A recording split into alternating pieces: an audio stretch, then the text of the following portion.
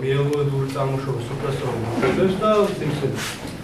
ვეცდები რომ მოკლედ დროში ჩავეტია ყველანი დავიღალეთ შუა დღე არის და რაღაც არ ჩავურმოვდები რაღაცას მე რამ დაგაინტერესებს კი.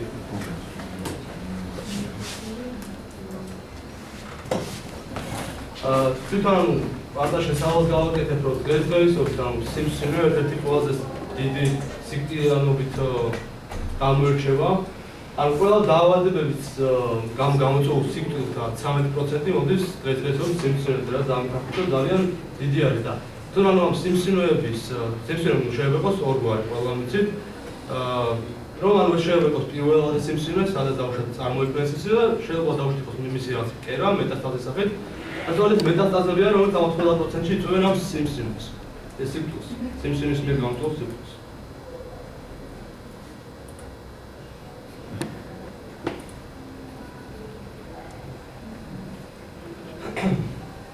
ეს თავდაც რა არის ეს მიელოედური წარმოშობის უჯრედები და თავდაც რა შეხებასთან არის სიმსივნესთან. როგორც ამ ბატონო ბესომ აღნიშნა, ძალიან მნიშვნელოვანი არის ნებისმიერ პროცესში, ამ თავარი რეალურად ჩვენს ორგანიზმში არის პროცესის დაგეგმარება, თავარი ამ პროცესის მართვა რა. ნებისმიერი რამ უნდა იყოს მართული, მით უმეტეს ისეთი რთული პროცესები, როგორც არის რაც დაკავშირებულია ჩვენი იმუნიტეტთან. და სწორედ ეს მიელოედური წარმოშობის სუპრესორული უჯრედები არის ერთ-ერთი პოპულაცია უჯრედების რომლებიც ახდენენ იმუნური პასუხის მართვას. ანუ იმუნური პასუხის მართვაში არ გულისხმობს. რომ გადავუშვათ ის იმუნური პასუხი არ ძებნად არ გააქტიურდეს და არ ძებნად და დაინჰიბირდეს. აკონტროლებს რომ ამზადად ის სიძლიერე გქონდეს, რაც სიძლიერე საჭიროა. რა შუაში არის სიმსივნესთან. დაახლოებით 8 წლის წინ აღმოაჩინეს მეცნიერება შემდეგი რამ. რომ ამ დოშტი იყო რაღაც კერა, სიმსივნოვანი წარმოქმნის, რაღაც სიმსივნის კერა იყო და იქ ბიოპსიური მასალა რომ ნახეს, აღმოაჩინეს რომ ძალიან დიდი ოდენობით იყო მიელოედური უჯრედები. ანუ გავუკვირდეთ, იმიტომ რომ დავუშვათ, ესე იგი რაღაც კორელაციაში უნდა ყოფილიყო თავისთავად სიმსივნესთან. მე აღმოაჩინეს კიდევ ერთი ძალიან კარგი კვლევა ჩაატარეს და აღმოჩნეს შედეგი დადეს, რომ მაგალითად დავუშვათ, ქონდა რაიონის მაგალითად პროსტატის სიმსივნე ქონდა. და ნუ აღმოაჩინეს რომ როდესაც მეტასტაზი წარმოიქმნება დავუშვათ ფილტვში თავის შემთხვევაში ჩაატარეს, ამ თავს გადაულეგეს რაღაც სიმსივნოვანი კერა, მელანომის სახით და აღმოაჩინეს რომ როდესაც ფილტვში წარმოიქმნებოდა მეტასტაზი, ჯერ მეტასტაზამდე იმ ადგილზე იმ კერაზე წარმოიქმნებოდა დიდი პოპულაცია მიელოედური უჯრედები. ეს მიელოედური უჯრედები რაც ფილტვში რაღაც ნაწილში დაგროვდებოდნენ, ჯერ სიმსივნოვანი უჯრედები გარიყო და მე დავუშვათ ერთი კვირის თავზე იქ უკვე აღმოაჩინა სიმსივნოვანი უჯრედებს ამ მეტასტაზის სახით. ნუ ახლა ეს გავუკვირდეთ, ანუ თავისთავად მიგხვდა რომ რაღაც დიდი საფუძველი იყო ამაში, რომ ეს ეხმარებოდა ამ მეტასტაზების წარმოქმნას. და ნუ მე მიყვენ ამ კვლევებს და უფრო გააღრმავეს და გაარკვიეს რომ რა ხდებოდა. ეხლა ზოგადად რომ მივხვდეთ, ანუ რა არის საუბარი, რა არის მიელოედური უჯრედები, რა სახელი რომ მაგას ვიზარყოფა ესე მაგრამ. ანუ ჩვენ ვთქვით რომ ძვლის ხდება სამი ძირითადი ეს კლონის წარმოქმნა. ეს ჰემატოპოიეტური ქრომომიელოტროგენიტური ცელები და იმუნმიელოიდ ცელების წარმოქმნა ხდება. ანუ ეს არის რაღაც, ანუ თავზე ფოთით არის თიმსები და მერე დიფერენცირდება და წარმოქმნება რაღაც საჭირო უჯრედები და ეს არის ერთ-ერთი რაღაც შუალედური უჯრედი, რომელიც არ არის ბოლომდე დიფერენცირებული. ანუ მიელოედური უჯრედი, ეს სუპრესორული მიელოედური უჯრედი, ეს არის ჩვეულებრივი ერთ-ერთი შუა, რაც გზის შუაში მიელოედური უჯრედების, ანუ იმუნური უჯრედების დიფერენციაციისთვის. და შუალედური უჯრედი არის, რომ ნახავთ თქვენ ხედავთ, რომ დავუშვათ ეს მიელოედური უჯრედი, სუპრესორული უჯრედი, ან გარდა სიმსივნისა ხდება სხვაგანაც. აი როგორც არის მაგალითად ანთების შემთხვევაში, ტრავმის შემთხვევაში, სიმსივნის შემთხვევაში, აქ როგორ ვერტებს. ანუ აქ აწერო ეს პერიფერულ ლიმფურ ორგანოებში ეს ხდება ეს მიელოედური უჯრედები. ანუ ამით რას ანუ რისთვის უნდა ხაზგას რომ ნებისმიერი ანუ არ არის ეს მარტო სიმსივნე, ნებისმიერი გასართება ანთების პროცესი ეს სუპრესორული მიელოედური უჯრედებით აუცილებელია რომ იყოს, რომ გააკონტროლოს ამ ანთების ამ იმუნური უჯრედების გააქტიურების ან ინჰიბირების ის რით აჩვენე. სისწრაფე. ის რით აჩვენე ხო? აი იდეა. სადაც არის? აღჩენს.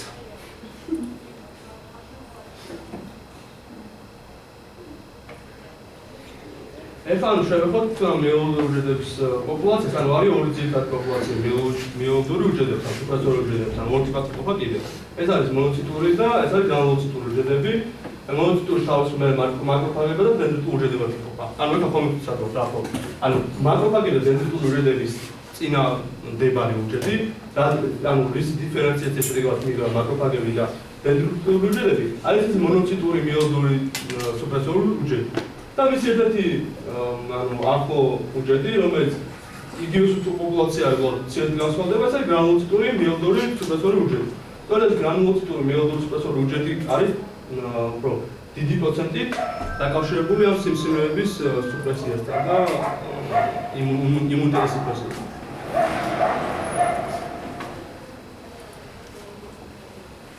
ჩაატარა შემდეგი კვლევა რომ ანუ ეხლა გაშლაკითხვას დავუშვებთ შეიძლება მელანომის შემთხვევაში არის ეს უჯრედები მიელოდური სუპრესორული უჯრედები რომლებიც ახდენა იმუნიტეტის სუპრესიას მაგრამ ნუ არის თუ არა სხვა სიმსივნეებთან დაკავშირებით აქ თქვენ ხელთ ძალიან ბევრი სიმსივნე ჩამოთვლის და აღმოჩნდეს რომ აი ყველა სიმსივნეში ეს პროცესი მიმდინარეობს უბრალოდ ამნაირად რომ ჯერ ხდება ეს მიელოდური უჯრედების სუპრესია დიდი ფულის რა დიდი ოდენობის წარმოქმნა და მე ესენი ახდენენ იმუნიტეტის სუპრესიას და იმუნიტეტის სუპრესია თავის მხრივ არის ერთ-ერთი მნიშვნელოვანი ტრიგერი და დამხმარე ფაქტორი სიმსივნე კარგად გამრავლდეს და კარგად გაიზარდოს. ეხლა შევეხებით თუ რა მექანიზმით ხდება ეს ყველაფერი. ანუ თვითონ მიელოდური უჯრედებს აქვს ეს ორი ძირითადი გზა, ეს არის სტატის გზა და ჯაკის გზა, ამას მე უფრო დეტალურად ასე თვისე აგიხსნით რა. ანუ სტატისა და ჯაკის გზა ეს არის ის ანუ სასიგნალო მექანიზმები, რომლის გააქტიურების შემთხვევაში ან რომლის გააქტიურებითაც ხდება მიელოდური უჯრედების სუპრესორული უჯრედების ოდენობის ზრდა. ანუ ეს აქტიურებს მათ გამრავლებას.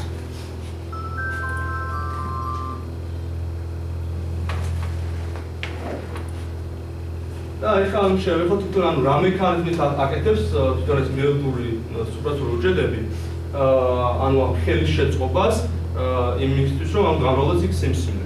ანუ ერთ-ერთი ძირითადი მექანიზმი ეს არის ნატრიაშ ოქსიდაზეს გააქტიურება, ეს არის ანუ ნატრიაშ ოქსიდაზს აღარ ვთქვი არგინათა და ნიტროქსიდთა რეაქტიულ სპეციფიკის ანუ ეს როსები არიან ის ძირითადი მექანიზმი, რითაც ეს მიელოდური სუპრესორული უჯრედები ახდენენ ამ ხელშეწყობას რომ სიმსივნე გაიზარდოს. ეხლა მაგალითად როგორ ხდება ეს ყველაფერი. დავუშვათ არის რაღაც სიმსივნის რაღაც წარმოქმნის რაღაც კერა, სადაც ამ დიდი ალკოჰოლში სიმსივნე გაჩნდეს. ნუ აქ მიელოდური უჯრედები მიდიან, ჩნდებიან და იქ ყველანაირად ცდილობენ რომ დააინჰიბირონ იქ არსებული იმუნური უჯრედები. ამ იმუნურ უჯრედებს დააინჰიბირებენ შეიძლება და ჩვენი იმუნიტეტი დასუსტდება და იქ ძალიან მარტივად გამრავლდება და გაიზარდება სიმსივნე. რეაქტიული ოქსიდაზის ეს არის რადიკალები. ამ რადიკალების საშუალებით ესენი თავის მხრივ კიდე ხელს უწყობენ რომ სიმსივნე მარტივად გამრავლდეს და ბევრი მუტაცია მოხდეს სიმსივნეში. ნიტრიკ ოქსიდი ეს ძალიან ბევრი მოქმედება, ერთ მოქმედებაზე ვთქვით მაგალითად. ნიტრიკ ოქსიდის მეშვეობით შეიძლება ძალიან კონკრეტულად დავაინჰიბიროთ უჯრედი, იმუნური უჯრედი, როდესაც ის არის ანუ ანტიგენის წარმოდგენ როლს, ან დამშოვოთ. მოკლედ იმუნური უჯრედი შეიძლება დავაინჰიბიროთ ნიტრიკ ოქსიდის გამოყენებით, ანუ იმუნიტეტი დავაინჰიბირა, მეორე ანუ მესამედი სიმსივნის ალფა შეუცვლელი, მეორეც დავაინჰიბირე იმუნიტეტი, არგინა და თვითონ იმუნოს და გარემოს მიკეთებს უფრო მისაღებდა უფრო კარგს სიმსივნის განვითარებისთვის. ანუ სამ ძირითად ადგილს უწყავს, ანუ ძირითად 4-ს, მაგრამ 3-ზე უფრო აქცენტი გავაკეთეთ, რომლითაც ეს უჯრედები უწყობენ ამ სიმსივნის განვითარებას და წარმოშობას ხელს. ანუ ამ სლაიდზე თქვენ ხედავთ ანუ თვითონ რა შედეგი მოყვება ამ ყველაფერს. ამ ყველაფერს ის შედეგი მოყვება ანუ ამ სამ მექანიზმის გააქტიურებას, რომ მაკროფაგების ოდენობა, ანუ და იმ ნებისმიერი იმუნური უჯრედის ოდენობა აი ამ რაღაც კერაში, ყველათ ცირდება. და ასევე გარდა ამ ოდენობის შემცირებისა, თვითონ უჯრედების ოდენობის შემცირებისა, მცირდება ტე უჯრედური პასუხი. ან ტე უჯრედები ჩვენ გვქონდა გეოლოგიის უჯრედები არის, რომლებიც ერთ-ერთი ყველაზე მნიშვნელოვანი უჯრედები არის სიმსივნისთვის რომ მას ხელი შეუშალდა სიმსივნე არ წარმოიქმნას. ანუ მას აქვს უნარი რომ აღმოაჩენოს სიმსივნური უჯრედები, მასზე აქვს ანუ წარმოქმნილი რაღაც რეცეპტორების მეშვეობით და ანუ ციტო ისა შეიძლება დაინჰიბიროს მის და ან აპოპტოზი გაუქმდეს. თუ ტესელების რესპონსი, ანუ ტესელების პასუხი მე ერთება დაბლაგებული და მას არ შეიძლება ამ უნარის განვითარების საშუალება, შეიძლება მოხდება შემდეგი რამ, რომ სიმსივნის უჯრედები გადარჩებიან ძალიან მარტივად.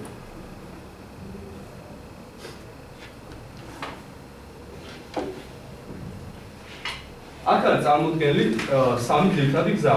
და ანუ ამაზე დაწვრილებით ვეცდები რომ ვისაუბრო, სამი ძირითადი გზა არის, რის მეშვეობითაც ეს მიელოდური წარმოშობის სუპრესორული უჯრედები აკეთებენ იმუნური უჯრედების სუპრესიას. პირველ ანუ ჯერ ახლა ვთქვათ ორი ძირითადი ფაქტორი. ანუ გარდა იმისა, რომ რაღაც აი მაგალითად კანის სიმსივნე მოხდა, კანის რაღაც კერაზე ეს მიელოდური წარმოშობის სპეციფიკურ უჯრედები, იმ ადგილზე იკეთებენ დაუშვათ სუპრესიას ამ ჩემი იმუნიტეტის. გარდა ამისა, ანუ მე მაქვს თელოგარში იმუნური პასუხი, ანუ მაქვს ლიმფური კვანძები და მაქვს რიგი ლიმფური ქსოვილები. და ამ ლიმფურ ქსოვილებშიც მიდიან ეს მიელოდური წარმოშობის სპეციფიკური უჯრედები და იქაც ვდგუნავენ ჩემს იმუნიტეტს. და ზოგადად ანუ ეს ერთ-ერთი მთავარი ფაქტორია იმისა, რომ აი ადამიანის სიმსივნე რო აქვს მის იმუნიტეტი ძალიან ქვეითდება ხოლმე. ანუ ეს ერთ-ერთი მნიშვნელოვანი ფაქტორია. პირველ შემთხვევაში თქვენ ხედავთ, რომ ანუ შეიძლება ამ ტე უჯრედების დაინჰიბირება მოხდეს პირდაპირ კონტაქტით. ანუ რა ხდება? MH კლას პირველის და T-cell რეცეპტორის ანუ ერთმანეთთან უთანხმოებით რა ხდება? ვითომ რეალურად აქ არაფერი არ ხდება, ვითომ უნდა მოხდეს ანუ ტე უჯრედის მოტყუების სიტუაციაზე გამავი, ვითომ ხდება წარდგენა რაიმე ანტიგენის. ანუ T-cell-ს ეს გონია. CD8 სელია წარმოადგენს ციტოტოქსიური სელი, რომელიც კონკრეტულად CD8 სელი მარტივად თუ რასაკეთებს, ვერ ვთქვი განმაიცით, ზოგადად შევააჭროთ. ანუ CD8 სელი იპოვის იმუნის სიმსივნის უჯრედს, ხო? მასზე წარმოდგენილია რაღაც ეს რეცეპტორი, ის მას აღმოიცნობს და აგენ ტრიგერს აძლევს, რომ უჯრედი მოვდეს, განადგურდეს რა. თუ ანუ CD8 სელები ძალიან მნიშვნელოვანი ბლოკი არის, რომ სიმსივნის განვითარებას შეეშალოს, ну ეს ერთ-ერთი მნიშვნელოვანი ჯამი ჩახსნა. ხედავთ. აი ხალხ რა გააკეთე, ანუ ვითომ ეს CD8 სელი მოატყვა, ვითომ რაც ანტიგენი წარედგინა, MH კლასი დაუკავშირდა და ამ დროს წარმოქმნა ნოსის საშუალებით ენოს ნიტრიტი.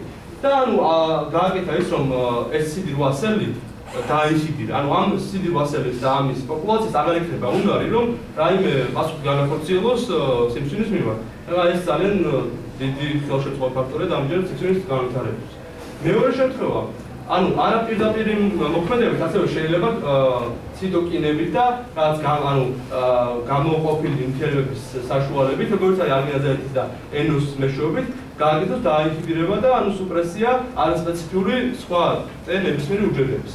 და ეს არის მესამე შემთხვევა არის ამის, ანუ როგორც ვიქით ეს პირველი და მეორე ეს კერაში ხდება რა ძირითადად. ანუ პირველი მათგანი CD8 და T-cell-ის წარდგენა ხდება ლიმფურ, აი მაგალითად პირველი მათგანი მოხდება ლიმფურ ჯირკვალში. მეორე მათგანი მოხდება თვითონ კერაში, რაც სიმსივნე მაგალითად აი კანი მაგალითად ფილტვით სოლუსში, ანუ ეს მეორე მათგანი გამოყოფს ტრიგერებს და იქ გამიინჰიბირებს და მესამე მათგანი ეს გაცდება რომ მიოლოდი რა სპეციფიკური სერი შეიძლება დიფერენციდეს. უფრო ასე ვთქვათ დიფერენციის მაგალ შედეგებში გადავიდეს და მივიღოთ ტამი. ტამი არის როგორც მახსოვს ანუ რაღაც ანუ სიმსივნის კერაში არის თუნდაც ტამ რა როგორი შეიძლება ცოტა არ მახსოვს.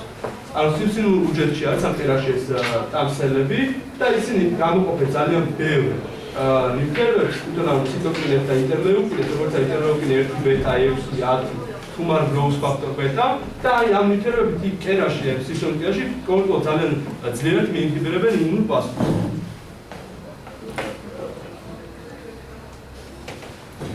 აი ეს ამ სლაიდზე ხარ დაიდგეთ ბევრი რაღაცა ნაჩვენება ჩვენ დაწვინა ჩვენაც ხდება იმას გავუსვათ ხარ. აი ნუ ამ bone marrow-ში ხდება ამ ყველა უჯრედების წარმოქმნა, ხო იმუნური და სიკვდილით და ასე. bone marrow-ში წარმოიქმნა როგორც ხედავთ იქ მონოციტები და ეს მონოციტები და გრანულოციტები შეიძლება დიფერენცირდა არასპეციფიურ სუპრესორ უჯრედებას, როგორც არის მაგალითად მიელოიდი რა არის სუპრესორ სელი. აი ამ პოპულაციაზე საუბარი. ამ პოპულაციაში შეიძლება გააკეთა ეგეთ რაღაც რომ სპეციფიური და არასპეციფიური ტე უჯრედები, ჩემი მთავარი იმუნური პასუხის შეჭრა დამიწყუნა. და ანუ ამის ამ დათრგუნვამ ხელი შეუწყო სიმსივნის მეტასტაზირებას. ანუ ხელი შეუწყო რომ ანუ მეტასტაზირება კარცა. ეხლა პარტნიორში იმას ვიტყვი ანუ შეიძლება არ იცოდეთ ან ბევრმა შეიძლება იცოდეთ ეგეთი რაც ხდება რომ ანუ მეტასტაზირება როცა ხდება მეტასტაზის წარმოქმნა ხდება ანუ ძალიან ხშირად რა ისე ვთქვათ როდესაც სიმსივნე არის იმ ფაზაში რომ უკვე მეოთხე სტადიონ გრეიდს ეხლა ადვილად არ შევეხებთ ონკოლოგიას ადვილად არ შევეხებთ როდესაც სიმსივნე უკვე ისე არის მოციფებული რომ მეტასტაზები წარმოიქმნას იქ არის საუბარი ერთ მეტასტაზზე შეიძლება იქ წუთში ამოდენე მეტასტაზი გაიცვალოს რამოდენიმე უჯრედი წავიდეს მაგრამ რეალურად შეიძლება მხოლოდ მათმა 1%-მა მიათექა პროცენტმა წარმოქმნას კერა. ანუ ის კერა არის, სადაც ნუ მეტასტაზი წარმოიქმნება, რაც ახალი ორგანოდაში გავრცელდება სიმსივნე და ამას ერთ-ერთი მთავარი ხელშეშლილი ფაქტორიც ამას ებრძვის, ეს არის ჩემი იმუნიტეტი, რომელიც სანამ ეს კერა წარმოიქმნება, ამას მიინჰიბირებს. მეორე ხელშეშლილი ფაქტორი ის არის, რომ ეს წარმოიქმნა სისხლში, მაგალითად, ანუ სიმსივნის გავრცელება შემოგხდეს რამოდენიმე გზით. მაგრამ ამ შემთხვევაში ჰემატოლოგიურ გზაზე ვისაუბროთ. სიცხეში მაგალითად წარმოქმნილია რაც კერას, დიდ კერას, სიმსივნის კერას, ოდნავ რაღაც სიმსივნის უჯრედების რაღაც ფული. და გადაადგილდება ჰემატოლოგიურ სისხლის გზით და უნდა რომ სადღაც დამაგდეს და წარმოქმნას ახალი კერა. და იქ მეტასტაზი წარმოქმნას. ამისთვის მას ჭირდება რა? ერთი რომ სადაც დამაგდება, სადაც მიაღწევს ან ახალ კერაში, იქ ქონდა ინოვაცია გააკეთოს, ან უნდა შეაღწიოს. იქ ან ჩვენი ქსოვილები ყველა უჯრედს აქვს თავისი ადგილი. და თქვენ რაც ბარიერებს.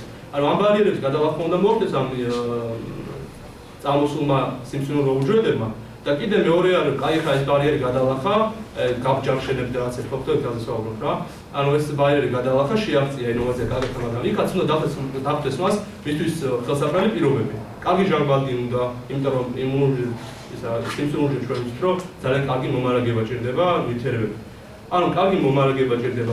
ზოგ სიმსივნურ უჯრედს საერთოდ growth ფაქტორები და რაღაც თელი გარემო ჭირდება და ამიტომ არის რომ არის თელი რიგი სპეციფიკური ადგილები, სადაც უფრო კარგად ცნობს ეს სიმსივნები თავს.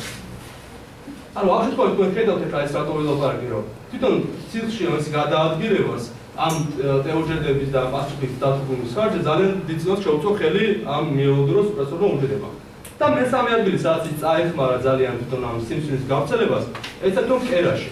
ეს მიუხედავად მიელოდურ სუპრესორულ უჯრედები ძალიან დიდი კონცენტრირებით, ანუ ოდენობით, მაგალითად რაღაც ადგილზე, სადაც შემდეგ მეტასტაზი უნდა წარმოიქმნას, იქ გაშრენ. ანუ მე როცა მეტასტაზი უნდა წარმოიქმნას, ეხლა რას გულისხმობ, რომ რეალურად მე როცა ქსოვილი ავიკე, იმ მომენტში მე იქ მეტასტაზი ვერ ვნახე. მაგრამ რა თქმა უნდა, ეხლა ერთი უჯრედი და ორი უჯრედი, ან შეიძლება და ხუთი უჯრედი სიმსივნური კერის უკვე იყო, მაგრამ ჩემ თვალით დაუნახავია. ამიტომ მე ვაუბრობ იქ მეტასტაზი არ არის. რეალურად ხდება ესე, რომ იქ რაღაც მეტასტაზი უკვე მიდის, მაგრამ ეს პირობა ეს გარემოც მიელოდური სუპრესორული უჯრედები ხვდებიან ამას იმ ქსოვილში.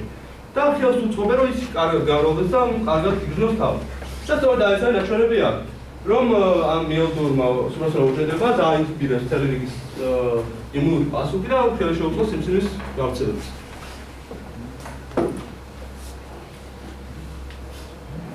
ეხლა ანუ ეს ინფორმაცია რაც მე მოგიყევით, საკმაოდ თეორიული არის და ეს პოპულაცია საკმაოდ ახალი არის და ანუ შეიძლება რა თქმა უნდა კითხვა რა შეიძლება ეს ყველაფერი გამოვიყენოთ რა. ეს ყველაფერი ძალიან მშრალ გამოვიყენოთ, ან შეიძლება 4 ფაქტორში ჩავთვლი არის. პირველი არის მარკერები. ანუ დავუშვათ მე თუ ვიცი რომ ანუ ეს ინფორმაცია იყო დასტურებულია რომ სანამ მეტასტაზი წარმომექნება, იქ ხდება საკმაოდ დიდი ფულის მიელოდური სუპრესორული უჯრედების წარმოქმნა. თუ მე ვიცი ეს ინფორმაცია, შესაბამისად შემიძლია პირდაპირ დავუშვათ დასხივებითი დარტყმა მივიტანო იმ ადგილზე. ან ეს ინფორმაცია გამოვიყენო, რომ იქ აღარ მოხდეს მეტასტაზის წარმოქმნა. ანუ წინასწარ მეცოდინება წინასწარ მექნება ინფორმაცია იმ შემთხვევაში თუ სად მოხდება ამ მეტასტაზის წარმოქმნა. ეხლა კითხვა გახსოვთ როგორ? აი პატარა იმას დავუშვათ რა დავუკავშირებ ჩვენ ორ თემას. შეიძლება ანუ თუ ვიცი მე რამე სპეციფიური რეცეპტორი მიელოდური წარმოშობის სუპრესორულ უჯრედზე, შეიძლება აპტამერით სპეციფიურად აპტამერი გავაკეთო და იმ აპტამერით ამას თუ მოვნიშნავ რამე რადიოაქტივ რამით. დავინახავ სად იმექნება რამე ტრიგერი, სად შეიძლება წარმოიქმნას ეს შემდეგი კერა სიმსივნურულად. მეორე, მე შემიძლია პირდაპირ direct inhibition გავაკეთო მიელოდურ სუპრესორულ უჯრედებს რა. და წარმოგიდგენთ ხა ეს რამ ხელა პრიუსმობს, ანუ რამდენად ხელს შეუშლება სიმსივნის მეტასტაზირებას და სიმსივნის გავრცელებას თუ ეს მოხდება. ანუ იმ სამ ძირითად ჯაშს რომ მე დავაინჰიბირებ, ნუ ეს აღარ მიშოვებს. ეხლა შევეფოთ ანუ არაპირდაპირ ინჰიბირებაზე მიელოდური სუპრესორული უჯრედების და სხვა მექანიზმს, ანუ შეიძლება თუ მიელოდური უჯრედების პოპულაცია კი არ დავაინჰიბირო, ეხლა ორი პრობლემა არის. მე ხა ვთქვი რომ ეს მიელოდური სუპრესორული უჯრედები გარდა სიმსივნიდან, ანუ ეს ჩემი უჯრედები არის, ჩემთვის აკეთებს კარგ საქმეს, მაგრამ სიმსივნე ამას იყენებს თავისთვის საკეთებდღეო. ეხლა მე რომ ეს მთელი ჯაჭვი, მთელი მიელოდური სუპრესორული უჯრედები ჩავხსნა, შეიძლება გაცეpt რომ ცუდი პასუხი მივიყვანო, ცუდი შედეგი მქონდეს. რაიმე ავტოიმუნური დაავადება გამოვიწვია, რამე სხვა. ამიტომ ანუ შეიძლება განსპეციფიკურად მთელი დავუშვათ მოცულობა მიელოდური სუპრესორული უჯრედები ჩავხსნა, მთელი ჯაჭვი. არამედ დავაინჰიბირო რამე სპეციფიკური გზა, რომელიც ხელს უწყობს ამ სიმსივნის კერის წარმოქმნას. და მესამე არის თვითონ დაინჰიბირება ამ მიელოდური სუპრესორული უჯრედების ექსპანსიის. აი მაგალითად წარმოიდგინეთ შემდეგი სიტუაცია, რომ მე წეგან აღვნიშნე, რომ არის მთელი რიგი ორგანოები და მთელი რიგი ადგილები, სადაც სიმსივნეებს საკმაოდ კომფორტულად, საკმაოდ სპეციფიკური სიმსივნეები თავს. თუ ვიცი რომ მაგალითად თვითონ ამ კიდევ მე ონკოლოგიაში ვიცით ვისაჯერ რა გაგივლებ და ვინც მე გაიარეთ ან არის სპეციფიკური სიმსივნეები, რომელსაც სპეციფიკური ადგილები ძალიან უყვარს და შეშეთქვაში სწორედ ეს სპეციფიკური ადგილები არის, სადაც მეტად რომ რა ადგილები მეტად შედეგადაც მე სიმპტომები ძალიან გარდაუვალი ხდება ხოლმე. თუ ესეთი ადგილები არსებობს, მე შემიძლია ხელი შეუშვალო იქ ექსპანსიას ამ ელოდური სპეციფიკური სელების რა, ანუ ლოკალური. და ანუ ამით ერთ მხრივ დავიცავ რაღაც კომენტ კლუბს ვაუბრებს რა. ეს არის ჩემი თემა ვაფშე.